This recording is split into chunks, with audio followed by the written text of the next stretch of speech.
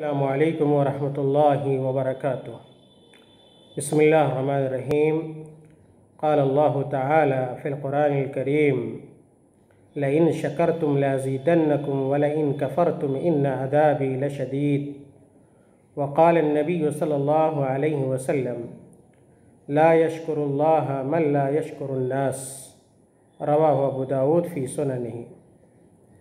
محترم ناظرین، اللہ رب العالمین نے ہمیں اور آپ کو اس بات کا پابند بنایا ہے کہ اگر ہمیں کوئی نعمت ملتی ہے یا کہیں سے حاصل ہوتی ہے تو ہم اللہ رب العالمین کے اس عطا کردہ نعمت پر اس کا شکریہ ادا کریں۔ اگر ہم شکریہ ادا کریں گے رب العالمین کا تو اللہ رب العالمین اپنی نعمتوں کو دوبالا اور سے بالا کر دے گا، اپنی نعمتوں کو بڑھا دے گا، جیسا کہ اللہ رب العالمین کا وعدہ ہے۔ اگر ہم نے اللہ رب العالمین کی نعمتوں کی ناشکری کی، ناقدری کی، تو اللہ رب العالمین اس بات پر قادر ہے کہ وہ ہم سے اپنی نعمتوں کو اٹھا لے اور چھین لے۔ اسی طرح اللہ کے نبی صلی اللہ علیہ وسلم نے بھی بیان فرمایا کہ وہ آدمی اللہ رب العالمین کا شکر گزار نہیں ہو سکتا جو اللہ رب العالمین کے بندوں کا شکر گزار نہیں ہوتا ہے۔ چنانچہ اس آیت میں اور اللہ کے نبی صلی اللہ علیہ وسلم نے اپنی حدیث میں ہمیں لوگوں کا شکریہ ادا کرنے، ان کے اچھے کاموں پر ان کی حوصلہ افزائی کرنے کا حکم دیا ہے۔ اس اعتبار سے اگر دیکھا جائے تو دنیا کا ایک مشہور اور معروف ملک سعودی عرب ہے، جس سے ہمارا اور آپ کا، دنیا کے تمام مسلمانوں کا گہرا تعلق ہے، دین کا تعلق ہے، عقیدے کا تعلق ہے، قبلے کا تعلق ہے۔ اس لیے ہمیں سعودی عرب کے جو احسانات ہیں عالم انسانیت پر، عالم اسلام پر، ان احسانات کو ہمیں فراموش نہیں کرنا چاہیے۔ اللہ رب العالمین نے اپنے آخری نبی اور رسول صلی اللہ علیہ وسلم کو عرب کی سرزمین پر مبعوث فرمایا۔ آپ صلی اللہ علیہ وسلم کی بعثت بھی اس بات کا تقاضا کرتی ہے کہ ہم اس ملک سے اور اس شہر سے محبت کریں جس شہر میں آپ صلی اللہ علیہ وسلم پیدا ہوئے، جس ملک میں آپ صلی اللہ علیہ وسلم کی بعثت ہوئی، اور سب کو معلوم ہے کہ وہ ملک سعودی عرب ہے۔ اسی طرح دنیا کا سب سے مقدس ترین گھر، بابرکت ترین گھر سعودی عرب کے اندر ہے، بیت اللہ شریف، خانہ کعبہ۔ چنانچہ ہمیں مکہ سے محبت کرنی چاہیے، اور مکہ جس شہر میں آباد ہے، خانہ کعبہ جس شہر میں آباد ہے، اس شہر سے بھی ہمیں محبت ہونی چاہیے۔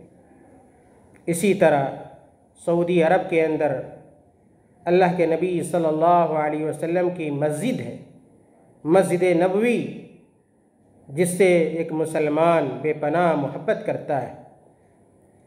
اور حدیث میں یہ بتلایا گیا ہے کہ جو شخص خانہ کعبہ میں ایک وقت کی نماز ادا کرتا ہے اس کو 1,00,000 کی نماز کے برابر ثواب ملتا ہے۔ اسی طرح اگر کوئی شخص مسجد نبوی میں ایک وقت کی نماز ادا کرتا ہے تو اس کو 1,000 رکعات کے برابر ثواب ملتا ہے۔ چنانچہ حرمین شریفین جس ملک میں آباد ہے وہ سعودی عرب ہے۔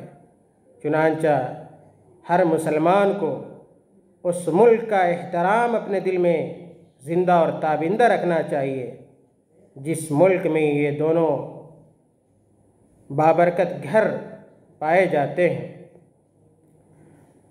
محترم سامعین، سعودی عرب کے احسانات بے شمار ہیں، ان کو کسی ایک مجلس میں شمار نہیں کیا جا سکتا۔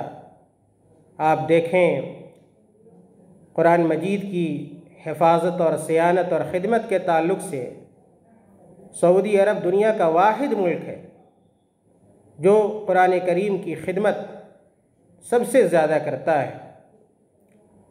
مدینہ کے اندر حکومتی سطح پر باضابطہ ایک کمپلیکس بنایا گیا، جس کمپلیکس کا کام صرف قرآن کریم کی طباعت ہے، نشر و اشاعت ہے، دنیا میں پہنچانا ہے، قرآن مجید کے ٹیکسٹ کو طبع کرنا ہے، ترجمہ شائع کرنا ہے، تفسیر شائع کرنا ہے۔ اس وقت دنیا کا شاید ہی کوئی گوشہ ہو، کوئی کونا ہو جس میں مجمع ملک فہد کا طبع شدہ قرآن اور مصحف نہ پایا جاتا ہو۔ اسی طرح احادیث کے نقطہ نظر سے اگر دیکھیں گے تو ابھی چند سالوں قبل ملک سلمان حفظہ اللہ نے قرآن کریم کی طرح سنت کی حفاظت، سنت کی خدمت اور اس کے بڑے پیمانے پر نشر و اشاعت کے لیے ایک مجمع کے قیام کا اعلان کیا، مجمع ملک سلمان بن عبدالعزیز۔ اس مجمع کا کام اللہ کے نبی صلی اللہ علیہ وسلم کی حدیثوں کی خدمت ہے، نشر و اشاعت ہے۔ شاید ہی کوئی دوسرا ملک ہو جو سعودی عرب کی طرح کتاب و سنت کی ہر اعتبار سے خدمت کرتا ہو۔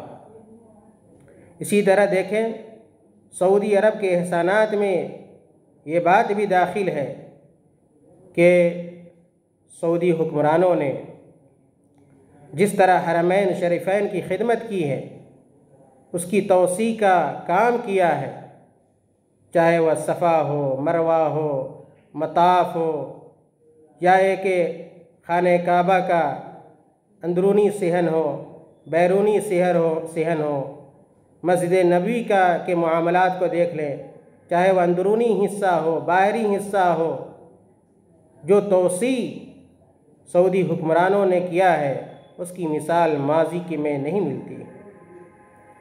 اسی طرح سعودی عرب کے احسانات دنیا کے مسلمانوں پر یہ بھی ہیں کہ سعودی عرب حج کا موسم ہو یا ایک عمرہ کا موسم ہو، آپ دیکھیں گے حکومتی سطح پر، عوامی سطح پر جو خدمات انجام دی جاتی ہیں، حجاج کرام کی جو خدمت کی جاتی ہیں، عمرہ کرنے والوں کی جو خدمت کی جاتی ہیں، ان کی ضیافت کا جو اعلیٰ انتظام کیا جاتا ہے، میرے بھائیوں وہ کسی دوسرے ملک کے بس سے باہر ہے۔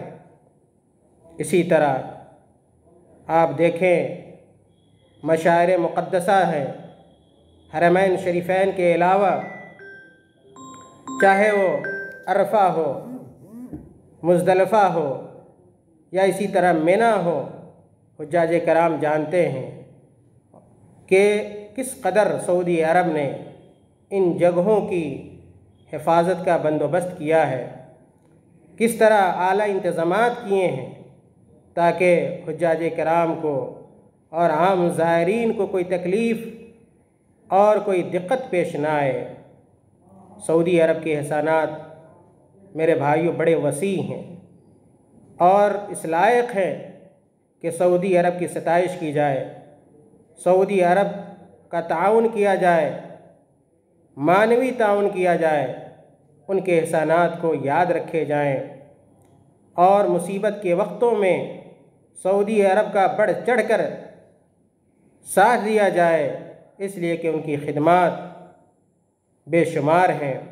آپ دیکھیں سعودی عرب کے احسانات میں سے کہ دنیا کے بہت سارے ملکوں سے بے شمار طلباء سعودی عرب کا رخ کرتے ہیں۔ سعودی عرب انہیں یہ وقت فراہم کرتی ہے اور موقع دیتی ہے کہ سعودی عرب کی مختلف یونیورسٹیوں میں، مختلف جامعات میں وہ تعلیم حاصل کر سکیں۔ اچھے علماء اور اچھے اساتذہ موجود ہوتے ہیں جن سے وہ کسب فیض کر سکیں۔ سعودی عرب اسکالرشپ دیتی ہے تاکہ طلباء مطمئن ہو کر تعلیم حاصل کر سکیں۔ شاید ہی دنیا کا کوئی دوسرا ملک ہو جو اس قدر طلباء، علماء اور دعات کی خدمت انجام دیتا ہوں۔ محترم سامعین، سعودی عرب کے احسانات کے حوالے سے یہ بات بھی ہمیں یاد رکھنی ہوگی کہ مراجع اور مصادر کی کتابوں کی نشر و اشاعت جس طرح سعودی عرب نے کی ہے، وہاں کی حکومت نے کی ہے، وہاں کے مکتبات نے کیے ہیں، وہ اپنے آپ میں ایک نظیر ہے، ایک مثال ہے۔ چاہے وہ حدیث کی کتابیں ہوں، بڑی بڑی حدیث کی کتابیں، کتب ستہ، ان کے شروحات، کتب تفاسیر، بڑی بڑی تفسیر کی کتابیں، تفسیر طبری، تفسیر قرطبی، تفسیر ابن کثیر اور اضواء البیان اور دوسری تفسیر کی کتابیں آپ دیکھیں گے درجنوں جلدوں میں موجود ہیں، اور خوبصورت تجلید کے ساتھ سعودی عرب نے ان کتابوں کو شائع کیا ہے اور دنیا میں علماء اور طلباء تک پہنچانے کی بھرپور انہوں نے کوشش کی ہے۔ عقائد کی کتابیں، عقائد کی اصلاح کے حوالے سے جو قربانیاں، جو کوششیں سعودی عرب نے پیش کی ہیں، ان کو لفظوں میں میرے بھائیوں بیان نہیں کیا جا سکتا۔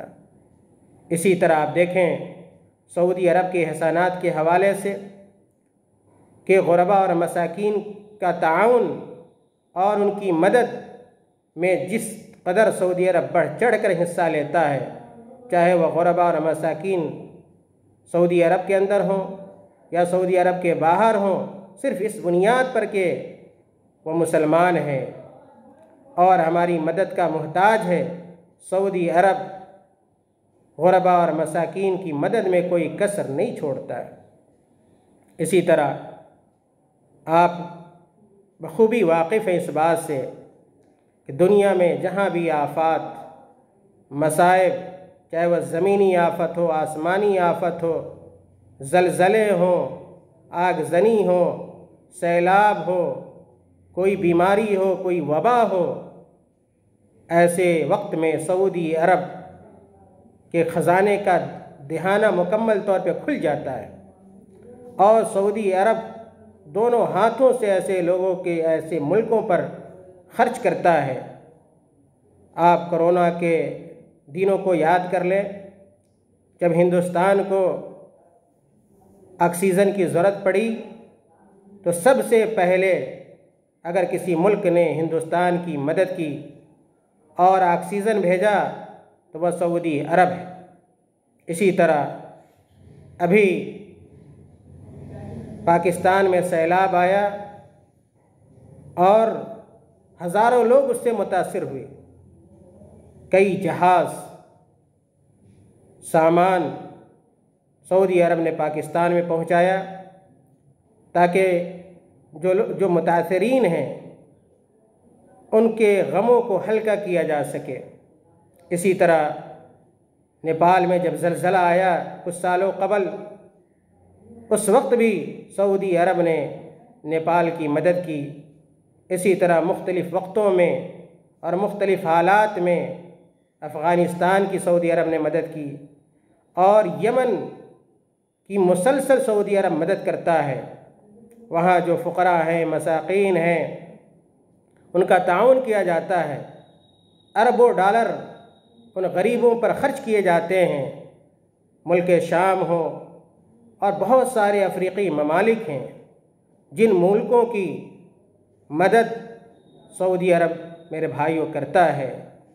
یہ چند بڑے بڑے احسانات ہیں جو ہمیں یاد رکھنے چاہیے، اس لیے نہیں کہ سعودی حکومت سے ہمیں کوئی فوری فائدہ پہنچ جائے، صرف اس وجہ سے کہ سعودی عرب ایک ایسا ملک ہے جو انسانوں کا مسیحا ہے، جو انسانوں کو انسانیت سکھاتا ہے اور دین سکھاتا ہے، اسلام سکھاتا ہے، صحیح عقیدہ سکھلاتا ہے۔